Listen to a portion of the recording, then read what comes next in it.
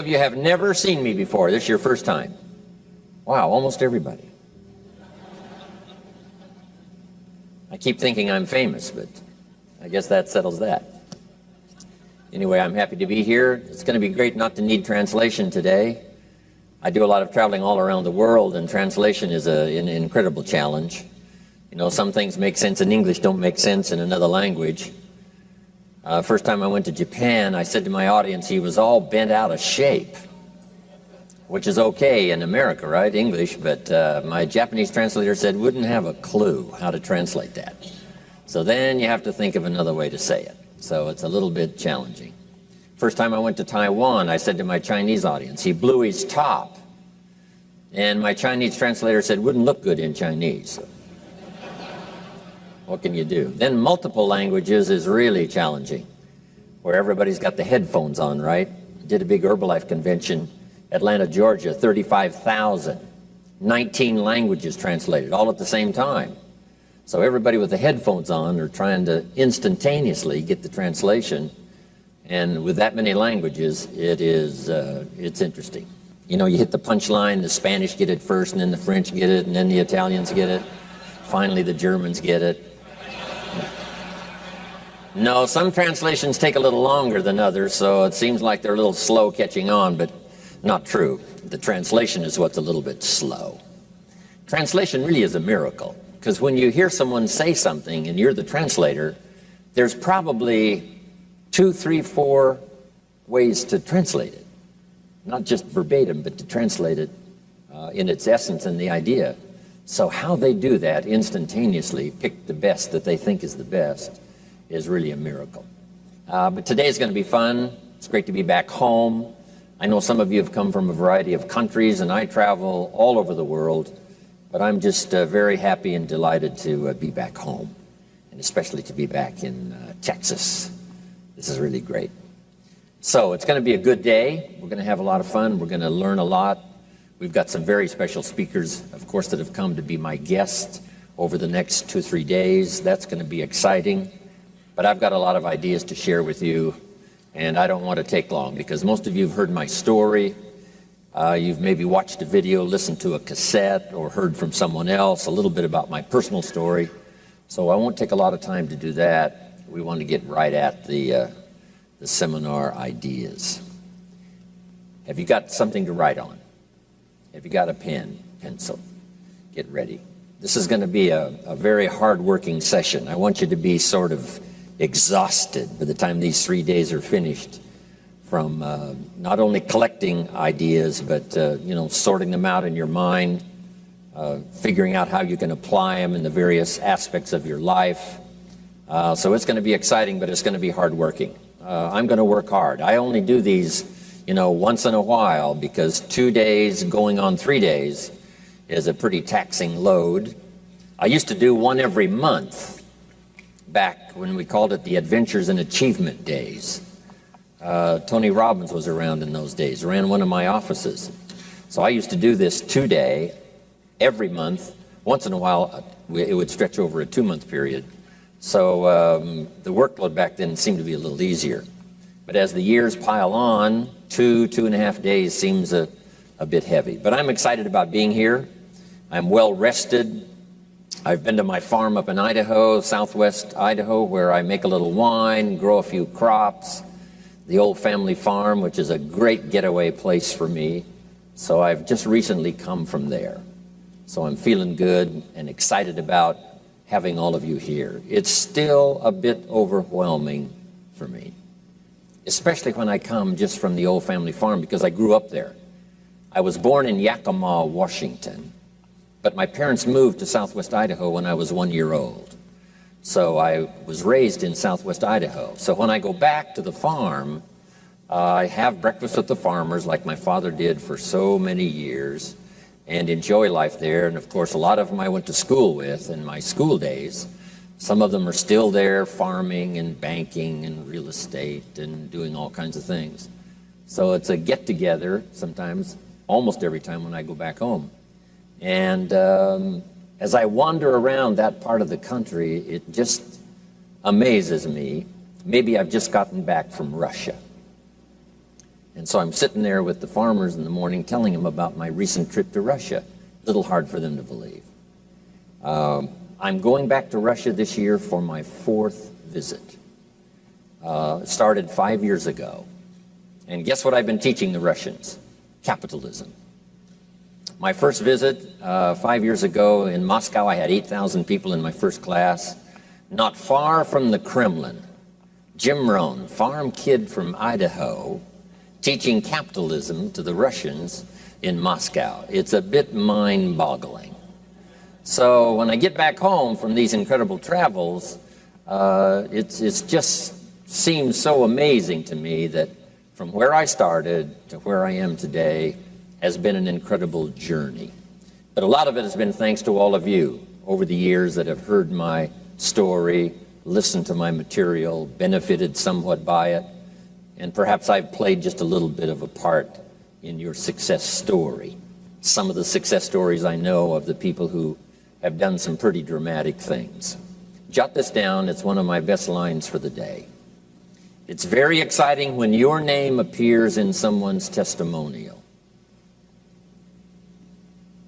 That's an opportunity I've had for myself over the last almost 40 years now, is to make a contribution to someone's life, ideas, association, influence of some kind, and then later to have them say, I met this person, here's the contribution they made, it has served me well now in my life, business, personal, social, spiritual, and then for your name to appear in that testimonial, it's exciting.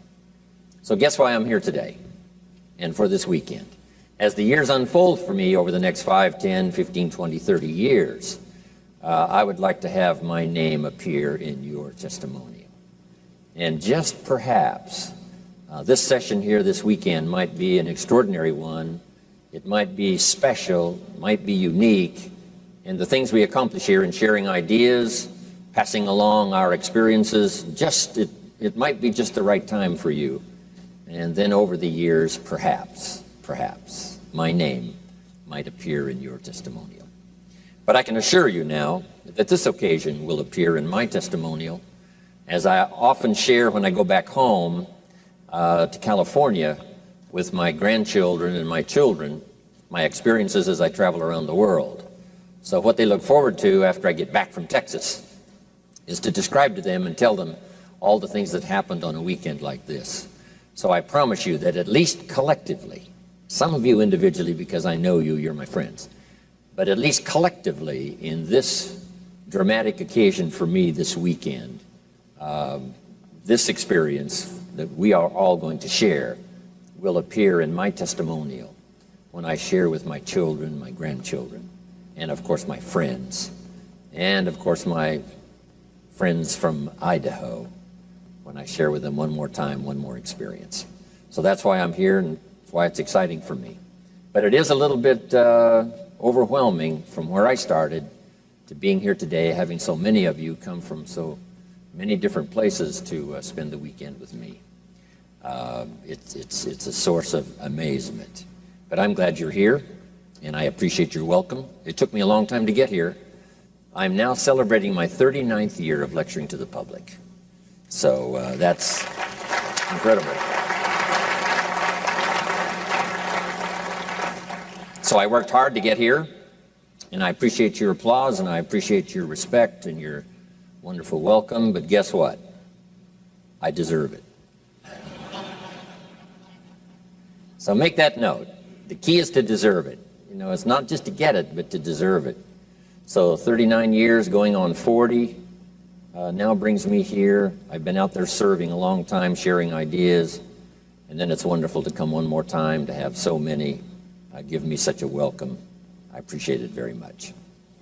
But from the farm country of Idaho to traveling the world to coming to Dallas, my major purpose has been putting my experiences in language that might be useful.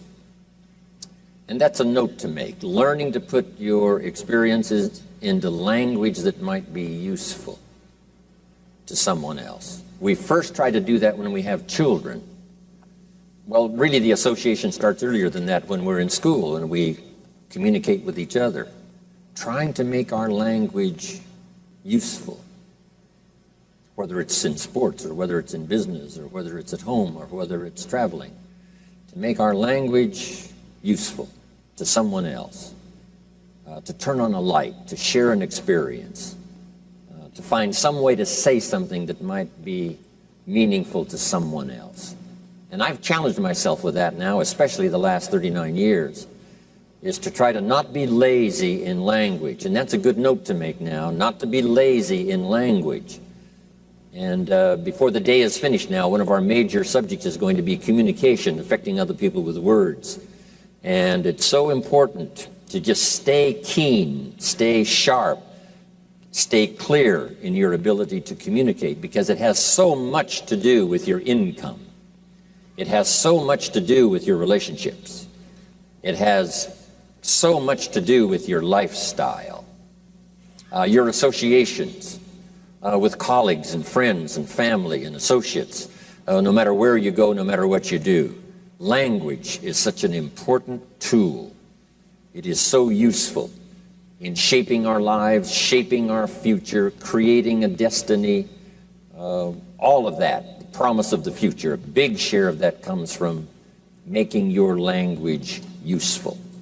So one of the important subjects for today is going to be communication. But anyway, enough preliminaries. I'm just delighted to be here. We're ready to go to work, and I just want this to be a special day. Here's another note to make. The early Christians were taught not to neglect the assembly. Because when Christianity first started, you know, they were brand new, and I'm sure that was part of it. But the word was, when we call an assembly, a get-together with everybody, it's very important to be there every time you possibly can. A constant reminder that wherever there's good ideas being taught, whether it's the lyrics of a song from a presentation or the message from a minister on a Sunday morning, or whether it's a play on Broadway, or whether it's conversation with a group that's gathering, it's important to be at every occasion you possibly can, where good ideas are being shared and someone's influence is going to be valuable. And here's why. Make this note. Some of those occasions will be dramatic.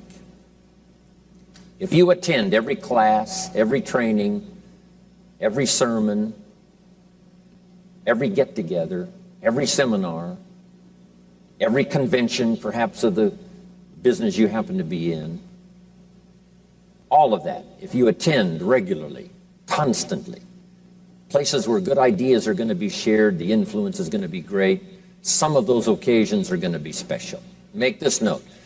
Some may be so special you'll never be the same again.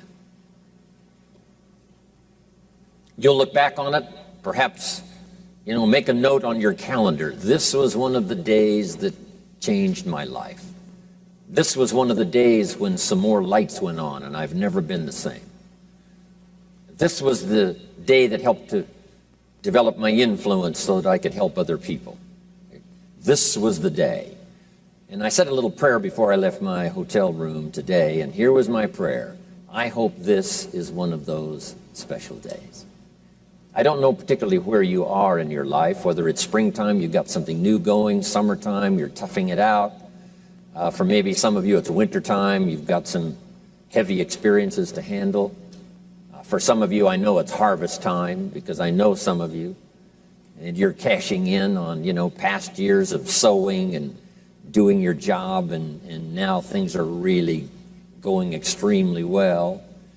But whatever time I have caught you, whatever season, I just hope this is one of those special days when the atmosphere is right and the association is right, because a big part of this weekend is going to be associating with the people you'll have a chance to meet here. Because here's what's important, and make this note. That's why I've invited some guests on this special weekend to come and be with me. It takes more than one voice to learn everything we need to know to shape our lives. No one person has all the answers. The Bible is a collection of 66 books. Not just one author, not just one, but a collection. And that's why seminars and study time is so valuable. It's a chance to hear from another voice, another collection of voices.